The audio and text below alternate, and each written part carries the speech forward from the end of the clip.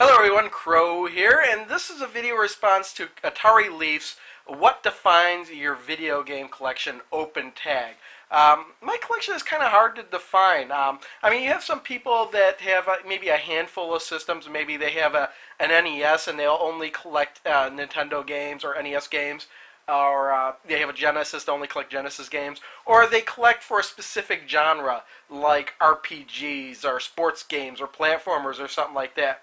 My collection is very, very diverse.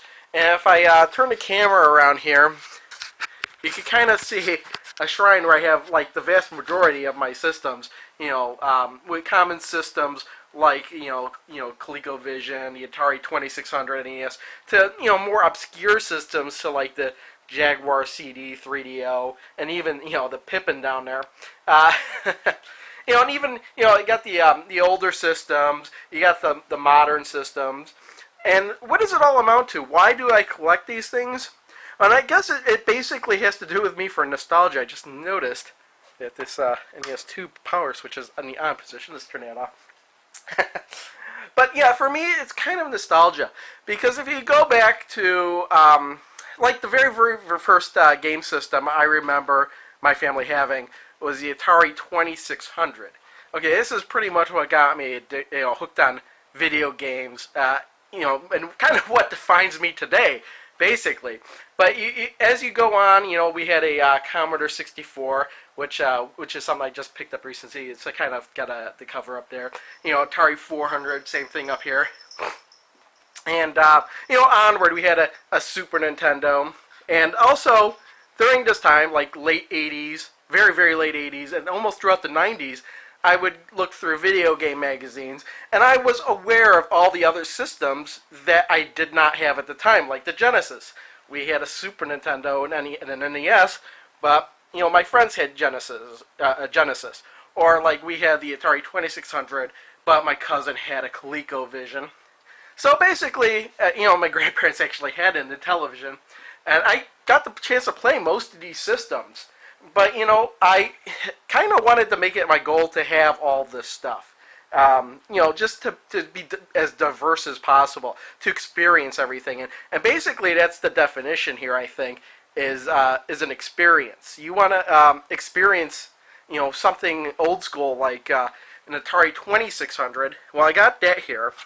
But you don't have to play it on this HD TV. Don't even have to play it on this other CRT over here, because I can set that up over here on this this good old 80s wood grain TV over here. In fact, I have another Atari hooked up just for this. You want to play an NES, I could hook that up over here. So basically, and I got the Vectrex here. Basically, my collection is boiled down to everything. Just if I want to experience, just anything. It's just fun to play each of these systems, and kind of figure out which ones are not necessarily more fun to play than the others, but just the caveats of each of these systems, and just experience them all. So it's pretty much my answer. And I've got a modest collection of games for each of these systems. Really have no intentions of getting like complete collections for all of these systems, but just a handful of, I should say a handful, I have more of a handful of some of these systems, the games for these systems, like 3 drawers of NES games here, 2 drawers of Super Nintendo games. Got a good sized collection of TurboGrafx 16 games, handful of Neo Geo games, which is one of the systems, one of my favorite systems, and when I picked that up, I was extremely satisfied with it. I picked that up like maybe 3 years ago or so.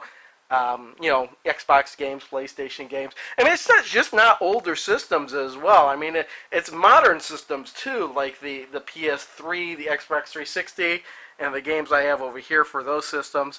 Portable systems as well, like the DS, the PSP over here I've got games for, the Neo Geo Pocket Color, which I've got in one of these drawers here. Yeah, there it is. Also the the Atari Lynx, which I have here. Just experience. And here's 2600 games. Anything I want to, in the older systems I used to have, like the Atari 400, the Commodore 64. Try not to delve into computers that much, but I did have these systems when I were younger, so I had to get them. I picked these up recently. Well, I picked up the Commodore 64 like within the last year, but this is my original Atari 400. That kind of brings me back to another point that I was going to make, and I kind of just skipped over, is that we had all these systems up until the Super Nintendo. Then around 1995, I graduated from high school and I moved out. Didn't take any of my systems with me.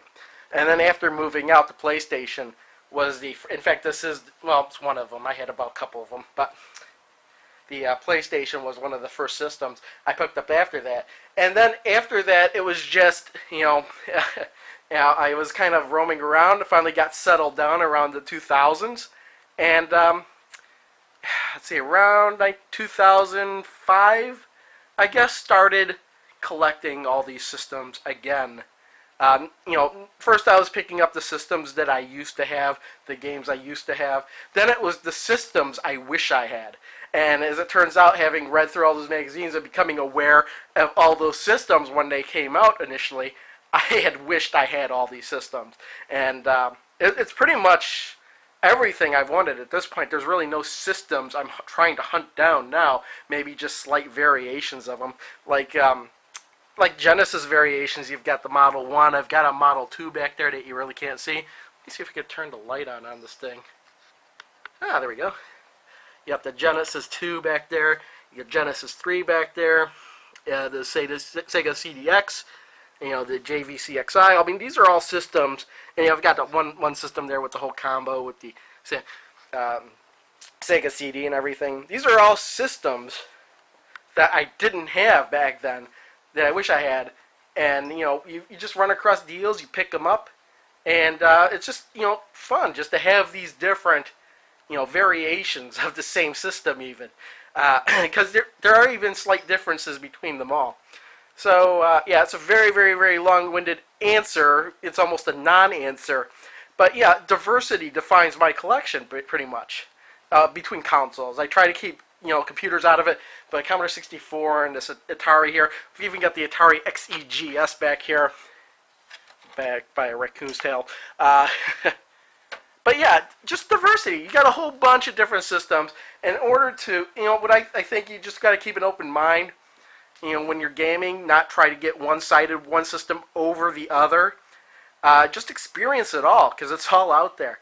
And just have fun with it. So that pretty much defines my video game collection. Hopefully I didn't ramble on a whole lot.